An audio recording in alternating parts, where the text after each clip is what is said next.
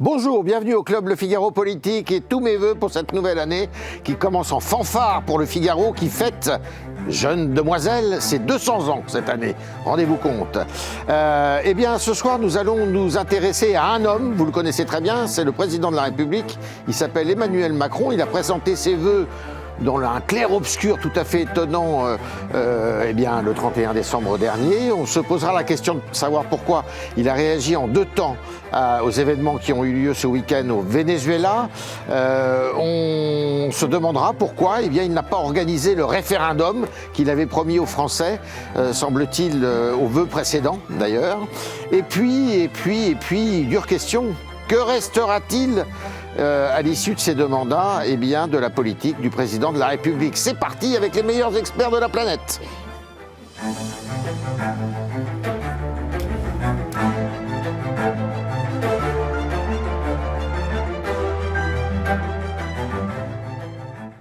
Avec le directeur de la rédaction du Figaro Magazine, Guillaume Roquette, bonjour, bonsoir. Avec Gilles Jarassé, le patron du service politique du Figaro.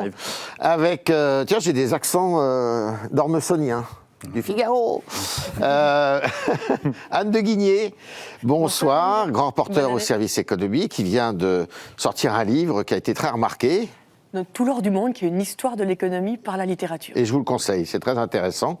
Et puis Jean Garrigue, historien que vous connaissez bien, historien notamment de la politique, normalien, agrégé d'histoire, et auteur aussi de plusieurs livres, dont Les avocats de la République. Tous ceux qui ont marqué l'histoire des républiques tout en étant avocats. La Révolution française. Voilà. Alors, on va s'intéresser au président de la République. On a été étonné, Jim, de la réaction qu'il a eue sur l'intervention américaine aux États-Unis, en Venezuela, de Donald Trump qui est allé chercher pas Chavez, mais son successeur Maduro pour le déposer et le ramener aux États-Unis. Oui, c'était hier, très rapidement après qu'on a appris ce coup de force de Donald Trump. Eh bien, Emmanuel Macron a réagi sur Twitter en saluant finalement cette opération, en disant que c'était une bonne nouvelle pour le peuple vénézuélien, et c'est tout. Voilà. Et c'est tout, c'est-à-dire qu'il n'y a eu en effet aucun mot, contrairement à d'autres responsables politiques, d'autres chefs d'État ou d'autres responsables politiques en France, sur eh bien, le respect des règles internationales, du corpus normatif, des règles de l'ONU, etc. C'est un refrain qu'on a l'habitude d'entendre dans le langage diplomatique classique. Et là, c'est vrai que la réaction d'Emmanuel Macron en a surpris plus d'un, notamment quand cette réaction a été repartagée par Donald Trump directement sur son propre réseau social aux États-Unis, signe que finalement la réaction d'Emmanuel Macron rentrait dans une forme de stratégie, en tout cas ce qui était celle posée par Donald Trump. Alors, il a depuis rectifié un peu le tir, ce matin en Conseil des ministres. Voilà, en disant que, évidemment, l'Élysée ne validait pas la méthode qui est celle d'une intervention armée et d'un enlèvement. Alors, bien sûr, c'est dans le cadre d'une procédure judiciaire qui sera menée aux États-Unis. Mais la question, c'est la question de la légitimité de cette opération au regard du droit international. Et c'est vrai que là, il y a un débat. Donc on est à nouveau, j'ai envie de dire, dans une forme de en même temps. Auquel on est désormais habitué. Mais c'est vrai que ça a pu surprendre, d'autant plus qu'on va certainement en parler. La ligne d'Emmanuel Macron n'était pas celle de Jean-Noël Barrot, le patron de la diplomatie française. Alors pourquoi il a agi comme ça, d'après vous, Guillaume ? Alors je pense que sa première réaction, elle a été empreinte de pragmatisme. Ouais. Ce qui est compliqué, c'est d'avoir un jugement sur d'avoir une opinion, une conviction sur ce qu'ont fait les Américains, parce que d'un côté, un dictateur communiste de moins, c'est toujours une bonne nouvelle. Et de l'autre côté, aller chercher un chef d'État en exercice dans un pays étranger, quand on n'y a pas été invité, c'est un peu gênant. Et je pense qu'il fallait choisir son camp. Emmanuel Macron a dit « Je choisis la bonne nouvelle, pas tant pour le fait que les Vénézuéliens se soient débarrassés de Maduro, mais parce qu'il a besoin en ce moment d'avoir de bonnes relations avec Donald Donald Trump, parce que pour les raisons de discussion commerciale, pour le soutien à l'OTAN et ces autres raisons. Et puis après, le naturel est revenu au galop et le en même temps dont vous parliez à l'instant, et ben ça y est, il est de retour. Et donc un jour il a dit blanc, le lendemain il dit gris, peut-être qu'après-demain il dira noir. Je ne sais pas sur quelle position d'Emmanuel Macron il faut essayer de raisonner. En tout cas, il me semble que la première était la plus juste. La plus juste. On va écouter certains de ses adversaires politiques qui, eux, ont pris le parti, évidemment, de Nicolás Maduro. Tout le monde doit avoir conscience du fait qu'on rentre dans un moment et une période qui est une période extrêmement dangereuse. Si vous commencez à accepter que les États-Unis puissent décider de kidnapper tel ou tel président, alors on ouvre une boîte de Pandore de laquelle on ne sortira jamais. La déclaration du président de la République est honteuse. Elle est en violation absolue avec tout ce qu'ont été les positions traditionnelles de la France. Et on se rappelle par exemple de la position qu'avait pris la diplomatie française au moment de la guerre en Irak. Et on peut pas dire qu'on avait beaucoup de sympathie à l'époque pour le régime irakien. Il faut, sans barguigner, exiger la libération et le retour immédiat de Nicolás Maduro, libre au Venezuela. Ainsi, bien sûr, que son épouse, qui dans cette histoire est une sorte de capture que fait l'Empire pour impressionner ses adversaires. Alors Jean Garrigue, ça c'est intéressant. Bon, c'est pas très étonnant de la part... j'allais dire du leader Maximo, mais ce qui est intéressant aussi, c'est la réaction de Marine Le Pen, qui épouse, pas complètement évidemment la thèse de LFI, mais qui semble ne pas tout à fait approuver l'action du président Trump, alors qu'on pouvait s'attendre à ce que...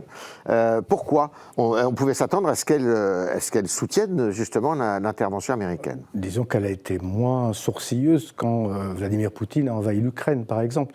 De même que Manuel Bompard. C'est un petit peu étonnant. Non, tout ça, ce sont des postures politiques. Pour Marine Le Pen, il s'agit de mettre l'accent sur la souveraineté nationale qu'elle défend à l'échelle de notre pays pour attaquer l'Europe. Donc, tout ce qui est atteinte à la souveraineté nationale est décrété comme tabou. Et j'observe d'ailleurs que du côté, par exemple, de Reconquête, de Sarah Knafo, la musique est très différente. Sarah Knafo soutient mordicus l'intervention américaine.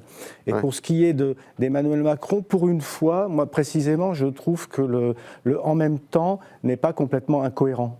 Parce qu'on peut considérer en même temps que c'est une bonne chose d'être débarrassé d'un régime de dictature dont on peut quand même soupçonner aussi qu'il est à la tête, ou en tout cas qu'il collabore avec des réseaux de narcotrafic et qui impactent directement des populations européennes ou américaines, justement. Donc là, il y a une sorte de légitimité, justement, d'illégalité, mais de légitimité d'une intervention. D'ailleurs, les interventions de puissance dans l'histoire, notamment face à des régimes autoritaires ou totalitaires, l'histoire en est pleine.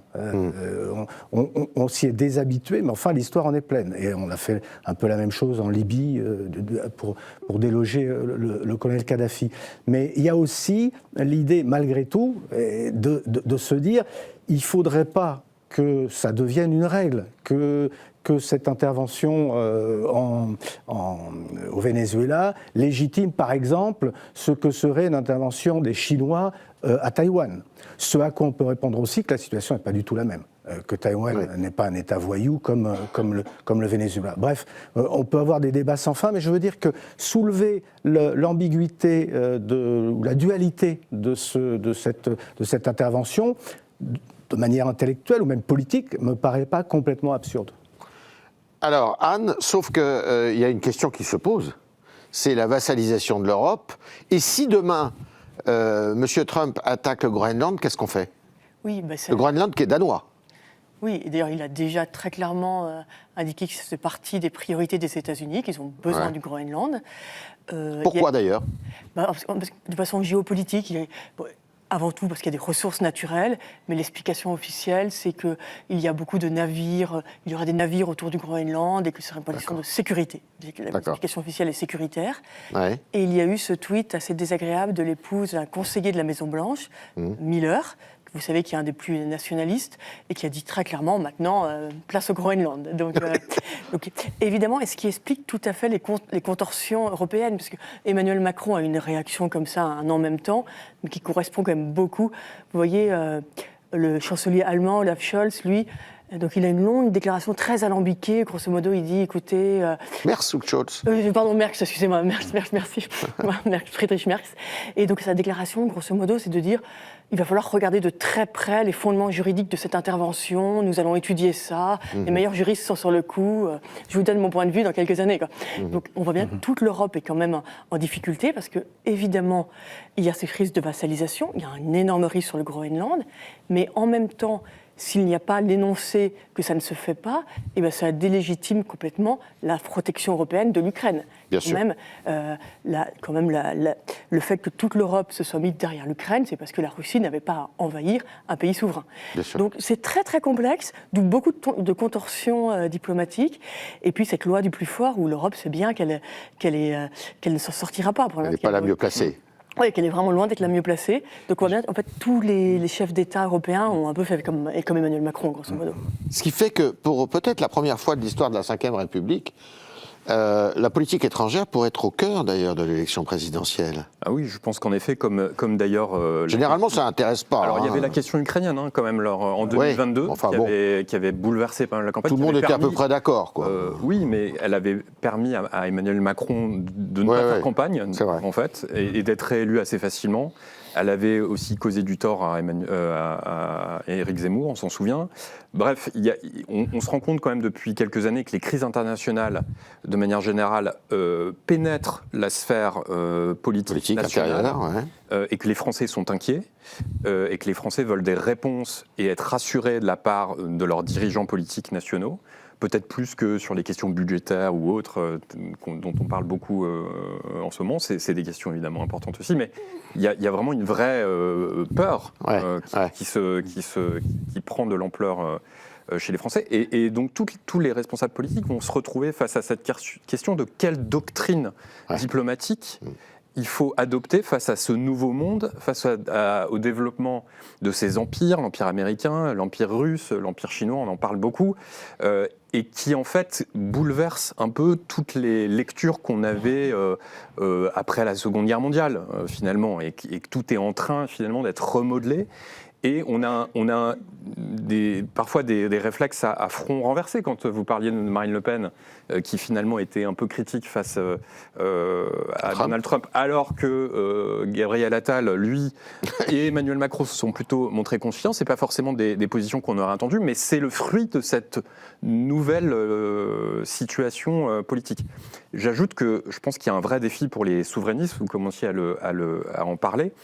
Pour Marine Le Pen, Jordan Bardella, quel que soit le candidat, et une sorte de dilemme entre l'intérêt national qu'on est censé défendre quand on est un nationaliste ou un souverainiste, et puis l'intérêt, la relation qu'on doit nouer ou pas avec les États-Unis, qui Donald Trump a ciblé l'Europe dans sa dernière doctrine étrangère comme l'une des entités qu'il souhaite affaiblir. Je veux dire, c'est écrit noir sur blanc. Donc il y a un moment, ils vont devoir faire un choix. Et c'est peut-être ça qu'on est en train d'observer dans la réaction de Marine Le Pen. Ça va être déterminant, Guillaume ? Oui, je pense qu'effectivement, ça va jouer un rôle, parce que ce sont des préoccupations qui restent vraiment, qui aujourd'hui sont réelles pour les Français. C'est plus des lieux de conflit éloignés. Et évidemment, c'est l'invasion de l'Ukraine par la Russie qui a, en quelque sorte, rapproché l'actualité internationale de la vie des Français, avec des impacts très concrets sur le prix de l'énergie, par exemple. Mais il me semble que pour que l'actualité internationale devienne un enjeu de la présidentielle, il va falloir que les différents candidats simplifient leur position. Et effectivement, Jim le rappelait à l'instant, il y en a qui ont eu l'intuition de ça. Marine Le Pen ou Gabriel Attal, qui sont tous les deux candidats à l'élection présidentielle. Et je ne sais pas si plus ou moins déclaré avec Attal, oui, il l'a dit, ou je me souviens plus très bien. Enfin, tout le monde le sait. En tout cas, il l'espère. Il l'espère. Et donc, je dirais qu'à la limite, il y a des arguments des deux côtés. Moi, j'avoue que je ne sais pas très bien lequel choisir entre les arguments de Marine Le Pen et ceux de Gabriel Attal. Gabriel Attal qui soutient l'intervention américaine et Marine Le Pen qui la condamne. Mais au moins, ils prennent position. Et c'est là qu'on voit que le président de la République, il est en fin de mandat, il ne sait plus très bien où il habite, parce que vous savez, c'est comme au tennis. Vous pouvez être en fond de cours, vous pouvez être au filet. Mais être au milieu, c'est la catastrophe. Vous ratez toutes les balles. Ben voilà. Et je pense que là, on voit à quel point le en même temps macroniste est usé. Heureusement qu'il ne peut pas se représenter l'année prochaine. Ouais. Alors que jusqu'à présent, il y avait tradition gaullienne, tout le monde était derrière De Gaulle, quoi. Hein. À part évidemment le Rassemblement national, mais qui n'était pas en position d'être éligible du temps de Jean-Marie, j'entends, hein, à la présidence de la République. Mais il y avait une tradition de gauche comme de droite. On était dans la tendance, dans le mainstream gaullien, quoi. Hein. Bah, y compris derrière François Mitterrand ensuite. Oui, c'est ça, oui. Ça a suivi.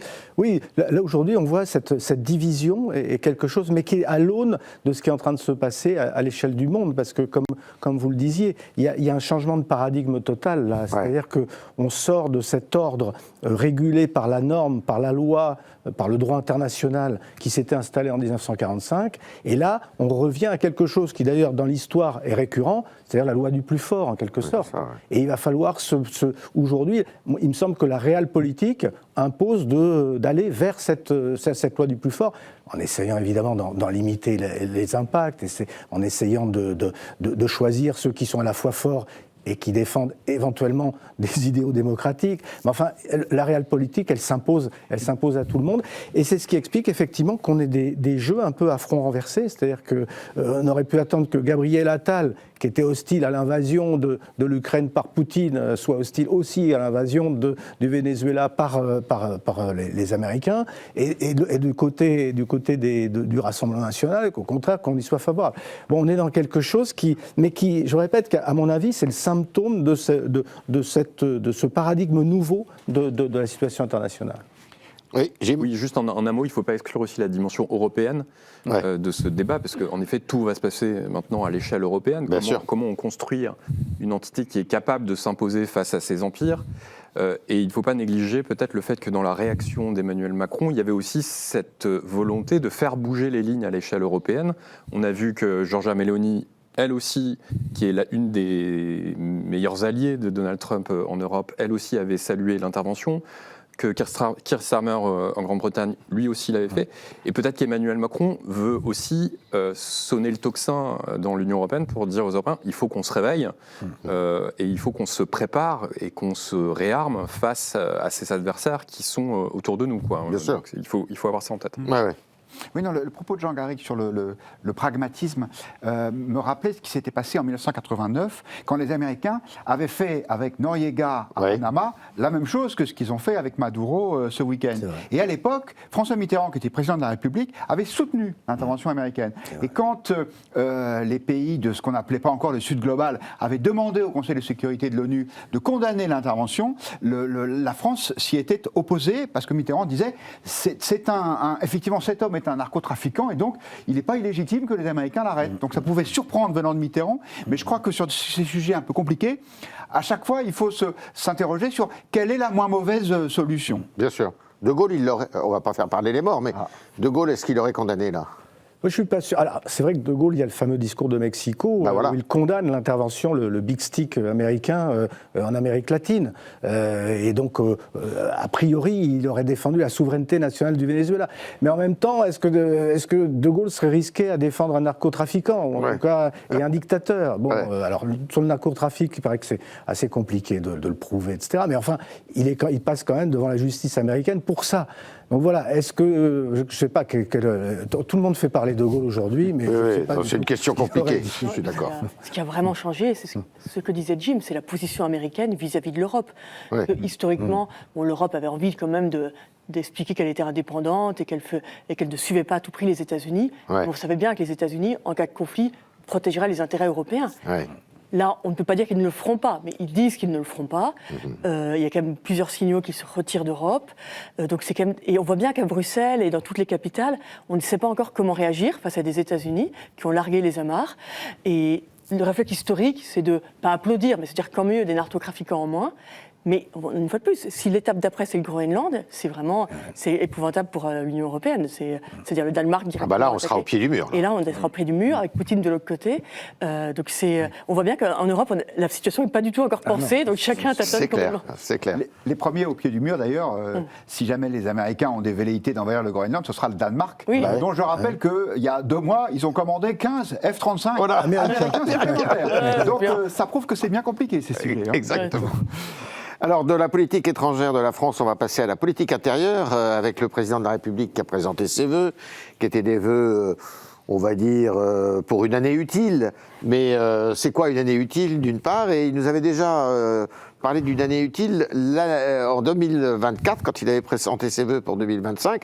On va se rappeler ce qu'il nous disait. Nous aurons des choix à faire pour notre économie, notre démocratie, notre sécurité, nos enfants. Oui, l'espérance, la prospérité et la paix du quart de siècle qui vient dépendent de nos choix aujourd'hui. Et c'est pour cela qu'en 2025, nous continuerons de décider. Et je vous demanderai aussi de trancher certains de ces sujets déterminants. Car chacun d'entre vous aura un rôle à jouer. Alors, il ne nous a pas demandé, cette année, il n'a pas remis le couvert, si je puis dire, mais on l'a attendu, ce référendum, et l'année va passer, la 2026, et finalement, certains, d'ailleurs, dont je faisais partie, disaient, bon, s'il veut faire un coup, un peu d'audace, il lance un référendum, je ne sais pas trop sur quoi, mais enfin, il y a beaucoup de sujets, parce qu'un référendum, c'est pas un sondage oui-non, hein, c'est un projet de loi documenté, référencé, et c'est plus compliqué qu'il n'y paraît. Anne, il aurait pu faire un référendum sur le pouvoir d'achat, par exemple. Ah oui, voilà, très mauvaise... oui, mais en réformant la fiscalité, enfin, je sais pas. Oui, mais là, le pouvoir d'achat, pour moi, c'est vraiment... Oui, en effet, il y avait un beau sondage dans le Figaro, c'est l'attente numéro 1 des Français. Voilà. En 2026, tout le monde veut avoir une augmentation du pouvoir d'achat, mais c'est l'incarnation même du thème qui vous glisse entre les mains, parce que quel que soit votre revenu, vous trouvez toujours votre pouvoir d'achat trop faible, vous avez toujours quelqu'un qui est au-dessus de vous, qui peut s'offrir quelque chose de mieux. Donc c'est vraiment le thème compliqué, mais qui passionne en effet les Français. Et pour vraiment le pouvoir d'achat, la meilleure solution, c'est un peu plus de croissance, c'est les revenus, c'est les salaires que donnent les entreprises. Donc là, pour le coup, le moteur, on le connaît bien, mais il aurait pu peut-être, sur les sujets économiques, c'était les sujets de décentralisation qu'il avait promis à un moment donné, mais là on voit bien qu'il joue aussi avec ces sujets-là sans avancer tellement. Il avait parlé des sujets de société, il fallait modifier la Constitution pour faire un référendum sur les sujets de société. Il a été question à un moment donné, vous vous rappelez, il y a eu les entretiens de Saint-Denis aussi, où là tout le monde s'était réuni pour acter que non, on ne ferait pas de référendum sur les sujets de société, justement. Donc on voit que c'était un sujet de longue haleine. Sans doute que lors des vœux de 2024, le président voulait montrer qu'il tenait encore en main le pays, qu'il pouvait parler directement aux Français. Bon là, c'était plus modeste, il y a renoncé. Mais honnêtement, cette année, aura-t-il pu entre les municipales, ça se prépare quand même à un référendum, c'est des questions pratiques. Et puis, il est si impopulaire. Le risque, c'est que vraiment, n'importe quel sujet lui échappe. Là, je suis un peu plus circonspect. Je veux dire que j'ai fait une tribune il n'y a pas très longtemps dans un journal quotidien, et dans lequel je prônais justement l'appel au référendum, parce que je pense que... Pour cette année, parce que je ne vois pas le risque politique, au contraire, pour Emmanuel Macron. Je veux dire, au niveau où il est tombé, au niveau d'impopularité où il est tombé, je ne vois pas très bien. J'y vois au contraire un moyen de renouer une forme de dialogue et de compréhension des citoyens. En revanche, là où je vous rejoins, c'est que la faisabilité est compliquée, parce qu'il faut à peu près 14-16 mois pour organiser un référendum. Trouver un créneau de 14 ou 16 mois après les élections municipales, ça ne peut pas se faire avant les élections municipales, et avant la campagne présidentielle, ça paraît un peu compliqué. En revanche, moi, il me semble que ça aurait été de sa part véritablement un geste qui aurait pu un tout petit peu le ramener, parce que c'est fini le référendum plébiscite, le temps des référendums du général de Gaulle. Ce ce temps-là est passé. Vous êtes sûr de ça ? Celui de 2005 ne s'est pas fait pour ou contre Jacques Chirac. Il me semble qu'il s'est fait vraiment sur le traité Constitution européenne. Alors, il s'est fait aussi sur l'opposition politique entre les souverainistes et les européistes. Mais enfin, ce n'était pas un référendum plébiscite. Donc, pour un président qui est vraiment en grande difficulté, il me semble que ça aurait été au contraire une manière de terminer en beauté, finalement. Et il y a beaucoup de sujets qui auraient pu être évoqués. On parle même de la fin de vie de sujets de ce type. Ça ne fait pas vraiment rêver, la fin de vie, quand même. Non, mais alors c'est pour ça que moi, ce que je suggère, tout le monde s'en fiche, mais ce que je suggère, ce sont des consultations citoyennes. C'est-à-dire qu'au moins, ils nous lancent tout je sais pas, un groupe de consultations citoyennes sur les sujets qui intéressent les Français, le pouvoir d'achat, l'immigration, la sécurité, des sujets forts, des sujets qu'on lui reproche de ne pas avoir traités, à juste titre d'ailleurs. Je trouve que ça aurait été une manière de terminer en essayant de se recontacter avec les citoyens. Voilà. D'accord avec ça, Jim ? Non, pas vraiment. Alors, je suis désolé, mais je pense que c'est le but du jeu. Le dernier coup de pioche, peut-être, qui manquait pour enterrer définitivement son deuxième quinquennat. Ouais. Alors, vous avez raison, c'est difficile de faire pire. Je suis d'accord avec vous. Mais de là à faire un référendum qui, de toute façon, sera perdu, qui va être très compliqué à organiser, et qui, en fait, le référendum, ça va être l'élection présidentielle. C'est ça, la réalité, maintenant. Les gens n'attendent qu'une chose, c'est l'élection présidentielle. Sauf que cette élection présidentielle ne le concerne pas. Non, bien sûr. Mais alors, si le référendum, c'est une forme de bilan...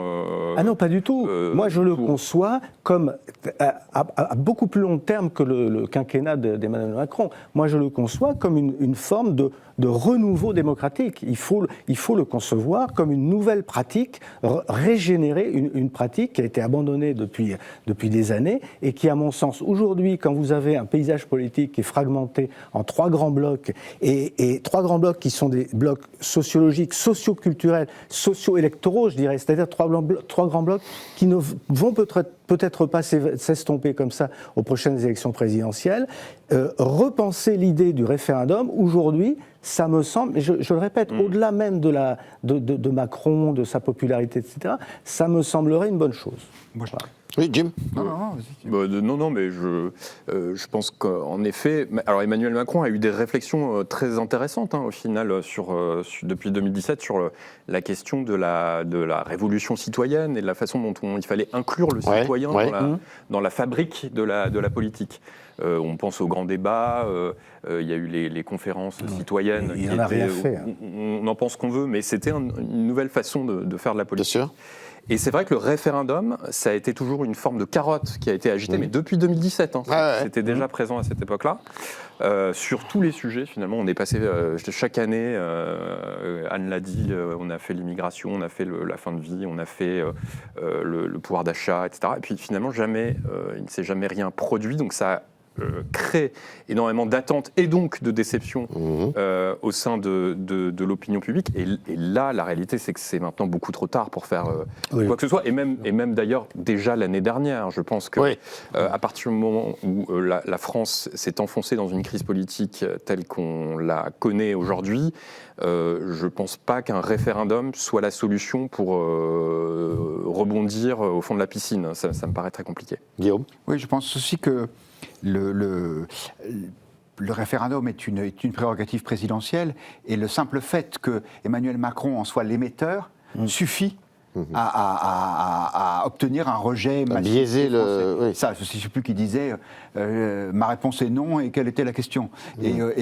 Donc, je crois que il y a dans le pays, de façon d'ailleurs dans une certaine mesure injuste, un tel rejet du président de la République que les Français se saisiraient de n'importe quelle question pour le fragiliser encore plus. Et de ce fait, il me semble que dans la mesure où il ne souhaite pas démissionner, ce qui est son droit le plus strict, malgré la crise politique qu'il a lui-même précipitée par la dissolution, eh bien, il faut qu'il essaye de stabiliser le plus possible les institutions, en tout cas d'essayer de préserver ce qui peut encore l'être, et donc de ne pas se fragiliser encore davantage avec un référendum qui de toute façon serait un plébiscite contre lui, encore une fois, quelle que soit la question à mon avis. Et qui accessoirement est très encadré par la Constitution, c'est l'article 11. Le référendum ne peut porter que sur l'organisation de l'État et les projets de réforme économique et sociale. Donc c'est très compliqué aussi sur les sujets. La fenêtre était... Est-ce qu'il faudrait changer la Constitution, d'ailleurs, en dehors de tout, pour faciliter l'organisation d'un référendum? Je pense en tout cas qu'il faut élargir le champ du référendum au titre de l'article 11. Au titre de l'article 11, il faut l'élargir, ça me paraît une nécessité. Mais je répète, je comprends vos arguments sur cette identification, ce référendum plébiscite qui serait forcément négatif pour Emmanuel Macron. Mais allons au-delà d'Emmanuel Macron et réfléchissons aux moyens de régénérer cette démocratie dont on voit bien qu'elle est en grande difficulté. Comme du côté du Parlement, on voit bien qu'on est dans l'impasse, je me dis qu'il faudrait peut-être aller rechercher du côté des pouvoirs présidentiels. Au passage, d'ailleurs, l'article 49.3, je ne vois pas pourquoi aujourd'hui c'est devenu un tabou. Enfin, si, on comprend que c'est la crise des retraites qui a suscité ce rejet, mais le 49.3, ça fait partie des institutions. Le référendum, ça fait partie des institutions de la Ve République. Donc, il me semble que ce serait intéressant pour renouer le dialogue entre le pouvoir politique et les citoyens d'y recourir. Anne, c'est possible de faire... ça serait très difficile de faire des référendums sur des sujets économiques. Hein. Sur des sujets économiques, surtout ce serait compliqué de... la politique économique, par nature, il faut l'adapter à la conjoncture. Donc les grands sujets, on préfère des grands sujets. Est-ce qu'une taxation au-delà de X% est juste ou injuste? Mais est-ce que vous avez envie de vous embarquer là-dedans? Pour ou contre un impôt sur la fortune? Voilà. Je ne sais pas si ce serait très souhaitable pour le pays de s'embarquer dans des sujets pareils. Après, qu'est-ce qu'on pourrait... Oui, sur le pouvoir d'achat, c'est quand même très compliqué, parce qu'on voit bien le pouvoir d'achat, c'est 1001, le grand référendum définitif. On a tous envie que le pouvoir d'achat augmente, mais comment... au final, vous savez, dans un pays, on est en France, plus de 5, je crois que la moyenne, c'est 52% des adultes français ont leur train de vie fixé par l'État. Que ce soit évidemment les fonctionnaires, les retraités, parce que, les personnes au chômage. Donc, en fait, le pouvoir d'achat, il est tout à fait, il est décrété de façon administrative par beaucoup de personnes. Dans un pays surendetté, vous faites quoi? Donc vous vous endettez un peu plus pour donner un peu plus de pouvoir d'achat. Mais ça ne fonctionne plus. On voit bien qu'on est arrivé complètement au bout du système. Pour les autres qui sont dans l'économie marchande, vous, normalement, vous changez. Si vous n'êtes pas content de votre boulot, vous pouvez démissionner, essayer de retrouver un mieux payé. Et puis, normalement, il y a plus ou moins l'offre du marché qui fait que ça peut fonctionner. Comme ça, vous pouvez augmenter votre pouvoir d'achat si vous le souhaitez, si vous voulez travailler plus. Mais vous avez quand même en France toute une partie de la population qui vient directement de l'État. Et quand vous êtes surendetté, là, c'est un peu bloqué. Intéressant, tout est bloqué. Bien sûr. Très intéressant. Mais je pense que de toute façon, un référendum, pour qu'il marche, il faut qu'il y ait une question qui soit impliquante. Et pourquoi est-ce que tout le monde se souvient, même dans les livres d'histoire, des grands référendums de Gaulle? Parce que c'était « Êtes-vous pour ou contre l'indépendance de l'Algérie? Êtes-vous pour ou contre l'élection du président de la République au suffrage universel direct ?» Et en 2005, le dernier référendum auquel faisait allusion Jean Garrigue, c'était « Êtes-vous pour ou contre le fédéralisme européen ?» pour faire court. Et là, aujourd'hui, ce qui aurait un sens, c'est de dire « Êtes-vous pour ou contre la retraite à 65 ans ?» Oui. Ça, ce serait une vraie question. Mais or, on sait très bien qu'Emmanuel Macron ne la posera pas. Et donc, s'il fait un référendum, ce sera pour une question de corps de cul, pardon. Donc, une espèce de sujet qui entraînerait probablement un gros taux d'abstention et ne se mobiliserait que les gens qui veulent à tout prix le discréditer. Donc, je pense qu'il n'y a que des coups à prendre. Mais c'est la question de l'émetteur, en fait, qui est prédominante dans ce... à partir du moment où c'est le président qui met en place ces référendums, c'est déjà biaisé. Moi, je pense qu'il y aura un référendum à faire sur l'organisation des pouvoirs, est-ce qu'il faut une nouvelle république, le parlementarisme, etc. C'est des questions qui, aujourd'hui, sont importantes et on voit bien que notre modèle est un peu à bout de souffle. Mais à partir du moment où c'est le président de la République, il faudrait qu'il y ait vraiment une personnalité très forte, comme l'était De Gaulle, et au moment de la création de la Ve République, qui puisse imposer ça. Mais à partir du moment où c'est le président qui la pose, c'est d'ores et déjà biaisé. Et puis, pour rebondir sur ce que disait Guillaume, sur la retraite, on connaît la réponse. Même les militants En Marche, LR, sont tous contre la réforme à 80-85. Au mieux, les plus rationnels sont 80% contre, 95% contre, le fait d'avoir augmenté le départ de l'âge à la retraite. Et on sait bien qu'il faut travailler plus. Donc des questions comme ça, on se dit, ça ne sert à rien de les poser, parce qu'on sait où il faut aller, on sait ce que vont répondre les gens. Ça s'appelle une impasse. Alors, il y a aussi une autre solution. Évidemment, pour éviter cet écueil de l'émetteur, c'est d'essayer de réactualiser ou de réformer le référendum d'initiative partagée, qui est ce que les Gilets jaunes appelaient le référendum d'initiative citoyenne, en abaissant le seuil de signature et d'électeurs et d'élus, pour permettre qu'il soit... parce que là, vous évitez justement que ça soit un projet qui vienne du pouvoir. C'est un projet qui vient de la société. Je pense que ce serait... Je le répète, le problème majeur en démocratie, ce sont des citoyens qui sont déconnectés de leurs élites. Est-ce qu'il ne faut pas essayer de trouver des moyens de les reconnecter? Bon, ça me paraît une des solutions. Bien sûr. Alors, dernière question. Qu'est-ce qui va rester des 2 mandats d'Emmanuel Macron? Il y a certains dans la classe politique, il y en a certains qui ont des idées assez précises. Votre bilan, 3 400 milliards d'euros de dette, des dépenses publiques endémiques, le seul déficit de la zone euro à s'aggraver, le record du monde des prélèvements obligatoires, une immigration de masse qui ne cesse de croître, une insécurité record, le recul de l'indépendance énergétique et du nucléaire, l'effondrement des services publics. Le bilan économique, budgétaire du macronisme est une catastrophe.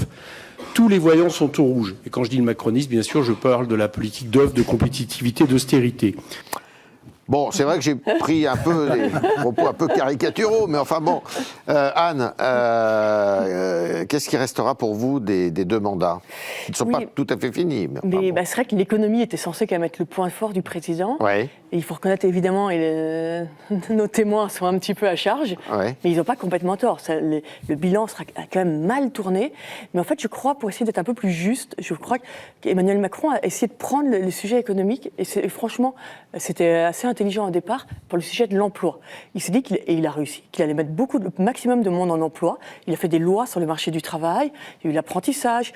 Il s'est concentré sur l'emploi, avec l'idée qu'évidemment, si vous mettez... Il y a eu des centaines de milliers de personnes supplémentaires en emploi, vous allez créer de la croissance et vous allez, vaille que vaille, résoudre les questions de finances publiques. C'est ça, lui, il a toujours dit que le ratio dette sur PIB, on a toujours vu qu'il voulait l'attaquer par le PIB. C'est vraiment beaucoup plus facile en créant de la croissance. Ouais. Du coup, vous diminuez votre ratio gentiment. Et ça n'a pas du tout fonctionné, cette stratégie. Non pas que les créations d'emplois ont bien fonctionné, mais en revanche, et ça, les économistes n'arrivent pas à l'expliquer, ça n'a pas créé de la croissance. Et c'est vraiment quelque chose qui est très profond et honnêtement très déprimant pour notre pays. Vous avez plusieurs centaines de milliers de personnes qui sont arrivées dans l'emploi, qui se sont mis à travailler, et ça a créé un iota de croissance, ce qui renvoie à des problèmes de formation fondamentale, d'école, d'éducation. Parce que c'était des gens, en fait, en France, que vous descendez... On n'est pas à 3% de chômage, on est à 7%. Ça veut dire qu'il y a quand même encore énormément de monde qui ne travaille pas. Mais quand vous descendez sous les 9-8%, vous arrivez dans des populations qui sont en fait malheureusement tellement mal formées, sont déjà si loin de l'emploi, elles arrivent dans les entreprises, elles ne créent pas d'activité. Et ça, c'est très dramatique, et c'est pour ça que ça n'a pas fonctionné. C'est un énorme problème de productivité. Mais voilà, il s'est vraiment heurté à cette question que personne n'avait vue. Vraiment. Très intéressant. Et puis très triste très grave pour le pays. Ouais. Alors il y a aussi le fait que la première année, si on regarde bien, la première année s'est passée sans heurts. Il a pu faire des réformes qui étaient des réformes compliquées quand même. Une partie de l'impôt sur la fortune, le code du travail, des réformes fiscales qui ne sont pas anodines. Et puis il y a eu l'affaire Benalla. Et là... Il a percuté, ça a percuté son... Et ça, après les Gilets jaunes, et c'est parti en vrille. Il y a parce que ce qu'il y avait effectivement dans ce bilan de la première année que vous faites, il y a un peu les deux visages du macronisme, sa force et vraiment il y a eu un élan et une adhésion très forte des Français à la volonté réformatrice d'Emmanuel Macron et en même temps cette limite qui est le rapport aux gens, c'est-à-dire que il y avait un vrai sujet d'incarnation du pouvoir dans sa proximité avec les Français. Et moi, j'avais été très surpris à l'époque par l'écho qu'avait l'affaire Benalla. Après tout, ça n'était jamais même pas un conseiller d'ailleurs, qu'un membre de l'entourage que personne ne connaissait, effectivement, qui était sorti notablement de ses fonctions, se transformant en auxiliaire des CRS. Mais derrière, on a vu une espèce de l'Élysée comme étant une citadelle complètement isolée du reste du pays, avec érigeant ses propres règles sans se soucier du sens commun. Et le malaise entre Emmanuel Macron et les Français, il est né à ce moment-là, effectivement. Je pense que c'est très largement dû à la psychologie du chef de l'État, qui a été sans doute sa grande faiblesse. Si le bilan économique avait été meilleur, je pense qu'on les aurait oubliés. Le problème, c'est qu'il a voulu, effectivement, comme l'a très bien décrit Anne, il a pensé que la politique de l'offre allait suffire à redresser le pays. Or, vous savez, c'est un peu comme après les excès des fêtes. C'est très bien de vous mettre au Pilate, mais il faut aussi arrêter la mousse au chocolat. Et donc, on a voulu muscler les entreprises, et c'était très bien, mais il fallait aussi dépenser moins. Et ça, cette cure d'austérité, Emmanuel Macron n'a jamais voulu la faire pour la sphère publique. Oui, c'est ça. Ouais. Finalement, c'est quand même le constat d'un mandat de trop. Je pense que tout le monde peut se mettre d'accord là-dessus. Oui. Qu'est-ce qu'on a retenu du premier mandat d'Emmanuel Macron? On a retenu des réformes économiques, vous l'aviez dit, on en a parlé, qui ont été faites et qui ont eu le mérite d'être faites. On a retenu peut-être un discours européen qui était le discours de la Sorbonne et qui était assez novateur à cette époque-là et assez visionnaire sur certains points. Et on a retenu la gestion de crise, le Covid, l'Ukraine, des moments où Emmanuel Macron, finalement, à son corps défendant, mais malgré tout, s'est imposé comme quelqu'un qui savait gérer des crises. Oui. Et ces trois items-là, sur le second quinquennat, se sont effondrés. Le niveau économique, enfin les réformes économiques ont été effacées par la crise du déficit. Et là, le renoncement sur la réforme des retraites, qui est quand même, quand même assez symbolique. Sur l'Europe, on a Giorgia Meloni qui est maintenant fait figure de proue au niveau des dirigeants européens et qui est même souvent érigée en modèle par Donald Trump. Et sur la gestion de crise, on a un président qui est passé de gestionnaire de crise à créateur de crise. C'est lui aujourd'hui qui est à l'origine de la crise politique et budgétaire que l'on vit aujourd'hui. Par la dissolution. Donc vraiment, il est devenu en fait l'incarnation, c'est peut-être pas totalement sa responsabilité, mais de fait, il est devenu l'incarnation de ce retournement de situation entre ces deux mandats et qui est absolument dramatique politiquement. L'historien, le regard de l'historien, qu'est-ce qu'on retiendra ? Un gigantesque échec en réalité. Je veux dire l'échec d'une refondation démocratique justement qui était promise. Ça s'appelait Révolution et ça partait d'En Marche, ça partait des marcheurs. C'est-à-dire qu'ils nous promettaient, on pouvait entrevoir une nouvelle manière de concevoir la démocratie. C'est un peu ce dont on a parlé auparavant, plus proche des citoyens et leur laissant un peu plus de collaboration. Et en fait, on a eu quelqu'un qui est un bonapartiste, en réalité. Ouais. D'ailleurs, dans son entourage, certains, ils sont assez proches de ses idées, en tout cas. Et on a eu quelque chose qui s'est au contraire totalement déconnecté des citoyens français et une refondation démocratique qui aboutit au contraire à l'explosion du système. C'est ce qu'on disait par exemple sur cette dissolution que personne n'a comprise, qui est une décision autoritaire, enfin typiquement autoritaire, une sorte d'excès de présidentialisme. Et donc au fond, il a fait exactement l'inverse de ce qu'on pouvait attendre de lui. C'est assez troublant, et fait sans doute par effet d'hubris, par aussi le fait qu'il a été confronté à un certain nombre de crises, puis aussi par le fait que c'est quelqu'un qui n'avait pas véritablement d'expérience de la vie politique. Je crois que ça doit servir malgré tout de leçon à ceux qui vont suivre. C'est que quand vous arrivez au pouvoir suprême sans avoir été un élu du peuple, sans avoir eu des contacts avec ce que sont les territoires, les réalités des territoires, les élus des territoires, on voit à quel point il a eu des difficultés précisément à dialoguer avec les territoires, avec les corps intermédiaires, puisque le grand échec de la réforme des retraites, c'est cette incapacité à discuter avec la CFDT notamment, qui aurait pu être le vecteur d'une véritable réforme. Bref, sur tous ces plans, on attendait une sorte, de refondation démocratique, et on a eu au contraire une sorte de surprésidentialisation de la Ve République. Tout le contraire de ce qui était promis, de la promesse. On va passer à un exercice que vous connaissez bien, c'est celui des coups de griffe et des coups de cœur. On commence avec vous, Anne. On commence par le salé. Coup de griffe. Le coup de griffe. Alors attendez, par contre, juste alors Jim, et puis comme ça. Je m'en rappelle, moi. Je vais y aller. Alors moi, il faut que je m'en souvienne aussi. Donc, ah oui. Le coup de griffe, c'était le pass Navigo. Ah voilà. Oui. Alors là, c'est un coup de griffe de Parisien, mais je pense qu'on peut retrouver la situation dans d'autres métropoles françaises, qui passe donc au-delà le cap des 90 € par mois.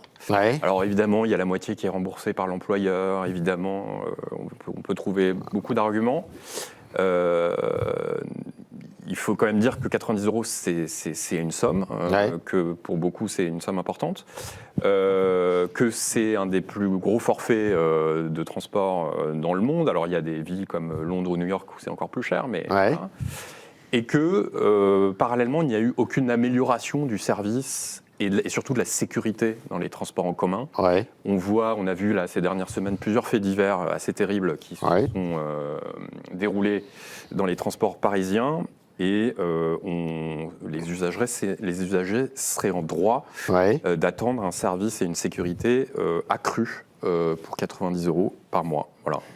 Et le coup de cœur, alors ? Et le coup de cœur, eh bien là, c'est plus consensuel. C'est la révolution iranienne qui repart. On a vu ces images de manifestations ces derniers jours. Évidemment, c'est pas la première fois. Là, alors à chaque fois, on se dit que ça va être la bonne.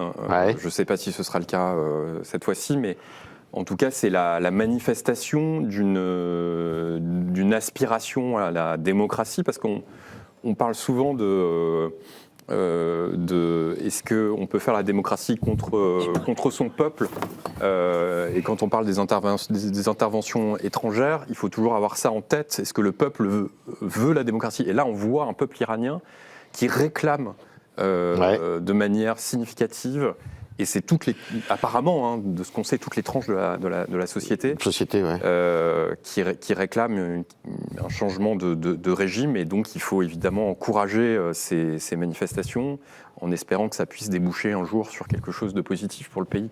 À moins que Donald Trump... Alors à moins que Donald Trump ne donne un petit coup de main, mais là je ne sais pas si ce serait la meilleure solution. Non, ça c'est sûr. Ouais. Et moi, Anne. Et moi, mon coup de cœur, je m'étais dit qu'on allait dire pas mal de mal d'Emmanuel Macron, mais je trouvais comment qu'il avait un sujet sur lequel il a une belle constance, et depuis longtemps, qui sont les questions des réseaux sociaux pour les moins de 15 ans. Vous savez, il y avait déjà eu une loi en 2023 qui avait été retoquée à Bruxelles parce qu'elle n'était pas dans les clous européens. Il y revient, et vraiment, je pense qu'aujourd'hui, et franchement, moi, je suis plutôt libérale, donc l'idée de légiférer, mais pas mais je pense que toutes les études démontrent à quel point les réseaux sociaux sont délétères chez les enfants et les jeunes adolescents. Il n'y a vraiment plus de débat à avoir. Et ce qui est très compliqué, évidemment, pour les parents, c'est la pression des pères. Donc, soit il faut être capable de se mettre d'accord dans des classes ou dans les écoles pour imposer l'interdiction, mais on voit bien que ça ne marche pas depuis le temps qu'on en parle. Donc ça me semble très urgent, en effet, de l'interdire. Et là-dessus, je vais lui donner quand même un coup de chapeau, parce que ce n'est pas forcément des sujets, c'est pas des sujets forcément très glamour, mais c'est juste très important pour les enfants. Et il est quand même très... et là-dessus, il preuve d'une belle constance. Et mon coup de griffe, c'était je voyais une interview d'Emmanuel Grégoire, le candidat à la mairie de Paris, qui prenait, je ne sais pas s'il s'inspirait, mais quand même, il parlait de ce que faisait le nouveau maire new-yorkais Mahdi sur les gels des loyers. Et ce que je trouve un peu aberrant, et on voit bien qu'intuitivement, c'est pareil, c'est de l'économie, intuitivement, on se dit, évidemment, si les loyers sont bloqués, au maximum sont bloqués, c'est bien, tout le monde peut se loger. Mais toutes les études économiques démontrent qu'au contraire, du coup, les gens sortent leurs biens du marché et les logements s'effondrent. Et donc là, il n'y a plus de débat économique sur le sujet. Ouais. Et donc ça, je trouve ça vraiment lamentable de continuer par démagogie d'aller là-dedans. Il y a un énorme sujet de logement en France et à Paris. Il faut construire, il faut s'en préoccuper. Mais surtout pas le blocage des loyers. Les loyers est la dernière chose à faire. Il y a des sujets délétères qui ne sont pas immédiats. Alors, la première année, tout le monde est ravi. 10 ans après, vous avez sorti du marché énormément de biens et c'est catastrophique. Donc, c'est une expérience qui a été conduite à Lille, non par Martine Aubry, non? Oui, mais même à Paris, il y a un gel de loyer. À Paris aussi, oui. Mais ils sont plafonnés. Ils sont plafonnés, mais en fait, comme tout le monde sait que c'est pas si bien, la plupart des propriétaires ne le suivent pas, en cas où, en espérant que les locataires ne les... Donc, comme on manque de loyer, le problème, il y a cette loi qui n'est pas respectée. Les locataires n'osent pas tellement se plaindre si leur loyer ne correspond pas, c'est de peur de perdre leur logement. Mais en même temps, c'est n'importe quoi. Il y a une loi qui n'est pas respectée, mais à tout moment, quand même, vous pouvez être rattrapé par la... Et puis, beaucoup de gens aussi ont sorti leurs biens. Les gens qui en ont pas besoin... Guillaume. Alors, mon coup de griffe est pour Sébastien Delogu, député de la France Insoumise de Marseille, qui faisait campagne pour les municipales à Saint-Denis. Vous savez que Saint-Denis et Pierrefitte sont deux communes de Seine-Saint-Denis qui vont fusionner. Et Delogu soutenait un candidat qui se trouve être noir, je suis obligé de le dire parce que ça compte dans sa déclaration. Et Delogu a dit pendant un meeting de soutien, vous avez aujourd'hui une opportunité en or pour qu'enfin un racisé dirige ces deux villes et fasse en sorte que le réel peuple de France reprenne le pouvoir ici. La France Insoumise, c'était déjà signalé par son approche communautariste avec une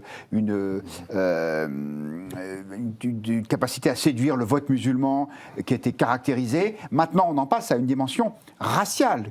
C'est vraiment ça aujourd'hui. On en est là et je pense, sans aucun esprit polémique, que ce parti est dangereux pour la cohésion de notre pays. Bien sûr. Et puis le coup de cœur, c'est pour le tribunal correctionnel de Paris qui a condamné aujourd'hui les cyberharceleurs de Brigitte Macron. Ces gens qui, sur les réseaux sociaux, font courir sur l'épouse du président de la République des calomnies si abjectes que je ne vais pas les répéter ici. Et ils ont été condamnés et durement. Et je pense que c'est intéressant, d'abord parce que justice est faite, et ensuite parce que c'est une forme de réponse à la volonté ou aux velléités du président de la République de vouloir à tout prix réguler les réseaux sociaux, les médias. La vérité, c'est que la France, et nous le savons bien, nous qui sommes dans des médias, a une législation extrêmement forte, extrêmement ferme sur la diffamation, sur l'incitation à la haine, sur le cyberharcèlement, et sur l'injure, et que donc il est inutile de vouloir créer des contrôles supplémentaires sur les médias et les réseaux sociaux parce que la justice fait son travail. Et qu'il y a une très grande loi qui est la loi de 1881. 1881, Clémenceau. Voilà. Jean. Alors, moi, d'abord coup de griffe ou coup de griffe, oui. Alors, mon coup de griffe, c'est pas très original, c'est sur un autre député LFI, M. Martins Bilongo, qui s'est mis à insulter les électeurs du Nord en disant que c'est à cause de leur pauvreté intellectuelle qu'ils pensaient ce qu'ils pensent, qu'ils sont racistes d'ailleurs, du fait de leur pauvreté intellectuelle. Donc ça s'appelle du racisme anti-blanc, tout simplement, et même du racisme régionaliste. Enfin bref, c'est quelque chose. Ça existe un peu, ça existait en Italie, fut un temps. Je ne sais même plus si aujourd'hui c'est encore très très fort, mais c'est regrettable. Ça fait partie de cette, surtout de cette politique de communautarisation de la société française, qui est très dangereuse, Bien sûr. Et puis, mon coup de cœur, il est assez militariste puisque ce sont les frappes franco-britanniques sur Daesh en Syrie. On sait bien qui ont eu lieu ce week-end. Ce week-end, et que les deux grandes puissances militaires européennes fassent preuve de fermeté face à ce danger que constitue l'État islamique et viennent à la rescousse du président syrien. J'espère que ce sera pas que ce sera pour la bonne cause, mais en tout cas, on est capable aussi parfois d'intervenir là où bon nous semble. Voilà. On attend avec impatience la réaction de la France Insoumise. Voilà. Ce dernier événement. Bon, merci beaucoup. Merci de vos commentaires, de vos éclairages sur l'actualité. Donc, je vous le disais, la semaine prochaine, nous avons rendez-vous avec le Grand Palais à Paris. Le Grand Palais qui va accueillir pendant 3 jours, les festivités du Figaro qui va fêter ses 200 ans. 200 ans, c'est probablement l'un des plus vieux journaux du monde, sinon le plus vieux, je crois, avec le Times de Londres, je crois me souvenir. Et pendant 3 jours, eh bien, ce seront des débats, ça sera une exposition qui retracera évidemment toute la vie du Figaro depuis 1826, quand le Figaro a été créé par quelques jeunes agités d'ailleurs, il faut le dire, sur la rive gauche. Et il y aura aussi une pièce de théâtre, enfin il y aura beaucoup de choses, il y aura des débats. Et on vous invite nombreux à venir pour visiter pendant toute la journée, pendant 3 jours, donc chaque jour ça sera ouvert au public. Si vous vous inscrivez évidemment sur Internet, ce qui serait ce que vous allez faire, j'en suis certain. Voilà, merci beaucoup et en attendant, je vous souhaite une très bonne semaine et vous dis eh bien, à dans 15 jours pour un nouveau club politique. Merci à vous.